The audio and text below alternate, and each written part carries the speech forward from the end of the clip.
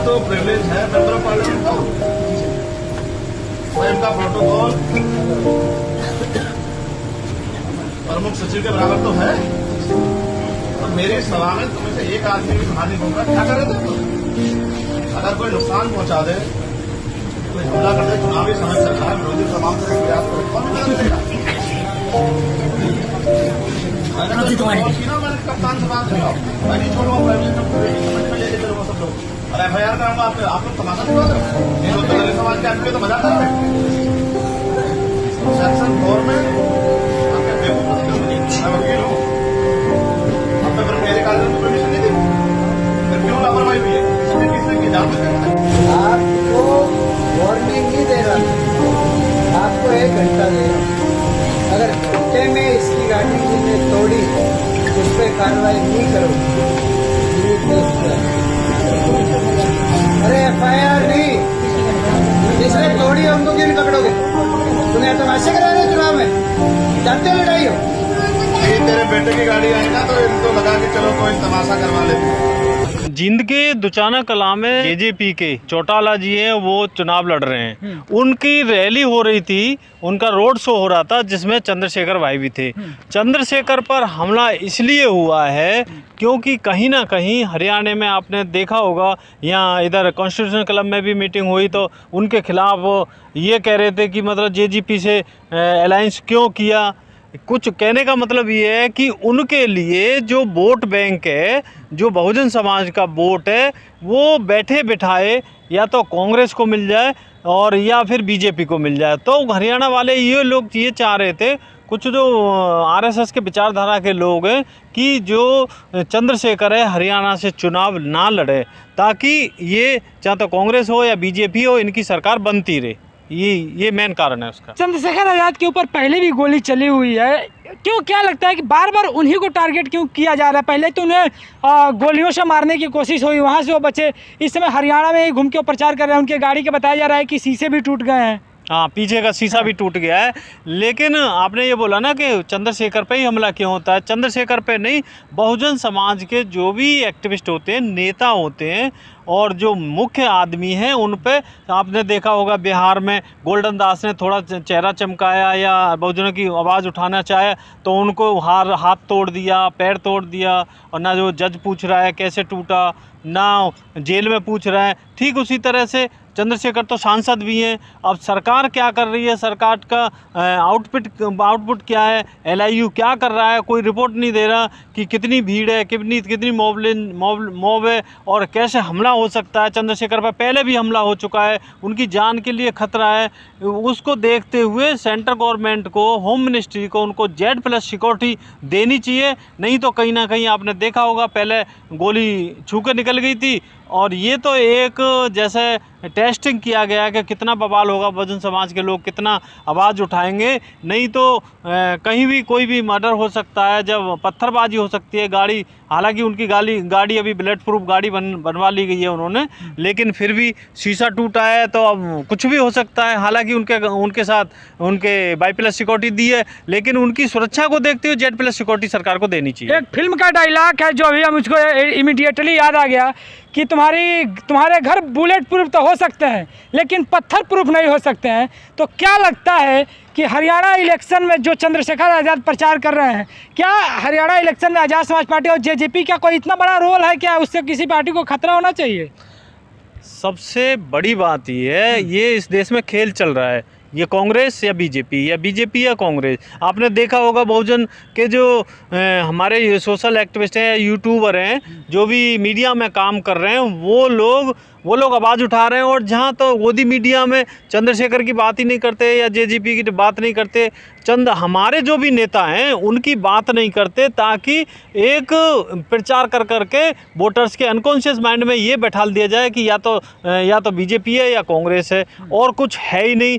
यहाँ तक कि चंद्रशेखर पूरे देश में सबसे प्रसिद्ध नेता हैं, सबसे मतलब सबसे पॉपुलर लीडर हैं, ईमानदार हैं। संसद में आपने देखा होगा सबसे ज़्यादा सबकी आवाज़ उठाने वाले नेता आज की डेट में चंद्रशेखर हैं, लेकिन उनको इग्नोर सिर्फ इसलिए किया जा रहा है। ये तो आपने वो अरे इग्नोर कहाँ किया जा रहा है, उनके ऊपर तो पत्थरबाजी की जा रही है। पत्थरबाजी करने से गोली चलाई जा रही है। गोली इग्नोर का मतलब ये नहीं, अब हत्या करना कोई उनको नोटिस करना थोड़ा ही होता है।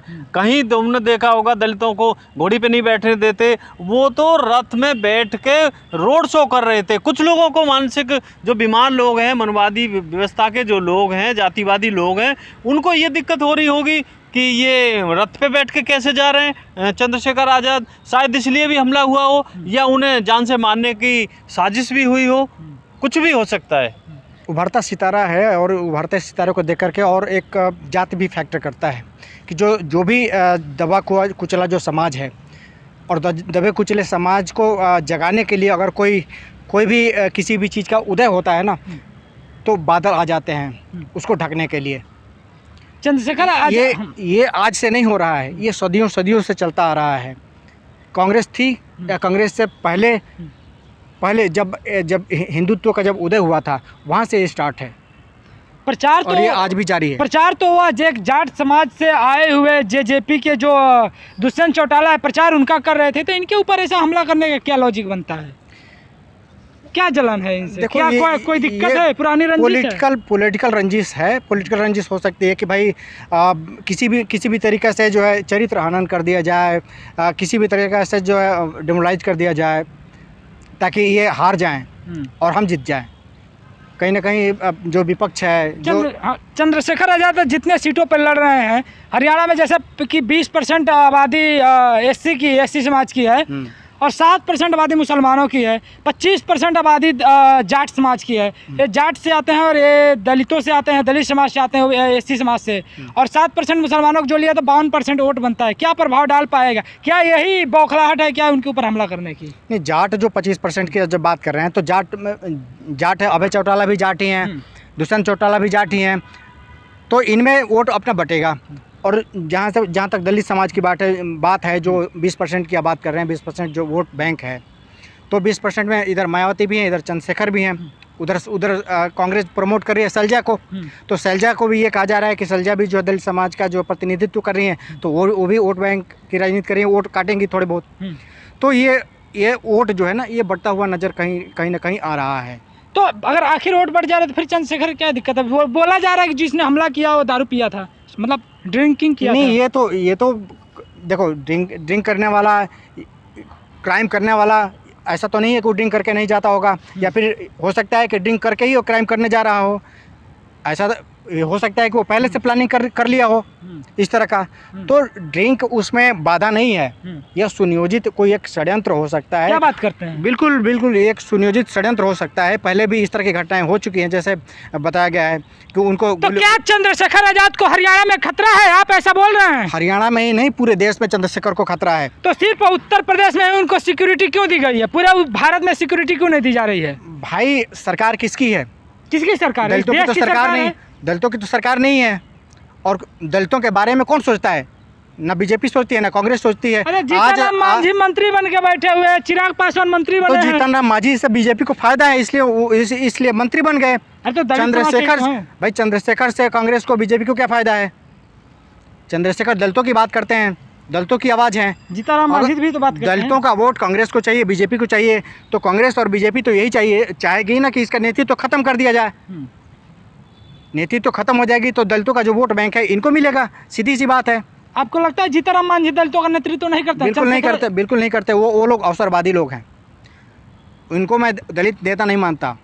उनको घूसखोर और अवसरवादी से ज़्यादा मैं कुछ नहीं मानता। बीजेपी के लिए इतनी नफरत क्यों है? बिहार में देखिए बहुजन समाज के मुख्यमंत्री हैं, मध्य प्रदेश में बहुजन समाज के मुख्यमंत्री हैं, अभी दलित समाज के उप मुख्यमंत्री राजस्थान में बैठे हुए हैं। तो इतने सारे बीजेपी अपने राज्यों में जहाँ पे उसका प्रभुत्व है, पकड़ है, वहाँ पे दलितों को अब दलित राष्ट्रपति बनाई, उसका आदिवासी राष्ट्रपति बनाई। आपको क्या लगता है? इतना सम्मान तो दे रही है। तो आपका कहने का मतलब ये है कि दलित को मंत्री बना करके एहसान कर दिया? नहीं, चंद्रशेखर उनको निकालना दे। मैं तो कह रहा हूँ चंद्रशेखर चिराग पासवान को हटा दे और मांझी को हटा दे। हटा सकती है बीजेपी। चंद्रशेखर आज़ाद के ऊपर जो हरियाणा में हमले हुए हैं, मैं यही कहना चाहता हूँ कि हरियाणा की जनता से क्या कहना चाहेंगे? चुनाव है। हरियाणा की जनता से मैं ये कहना चाहता हूँ कि आपको अगर लगता है कि चंद्रशेखर या फिर मायावती, अगर आप इसमें से आप किसको चाहते हैं, कौन समाज के लिए लड़ाई लड़ रहा है, रियल में कौन लड़ाई लड़ रहा है, अगर आपको लगता है कि ये लड़ाई लड़ रहा है, क्योंकि हम लोग भी कहीं ना कहीं बहुजन समाज से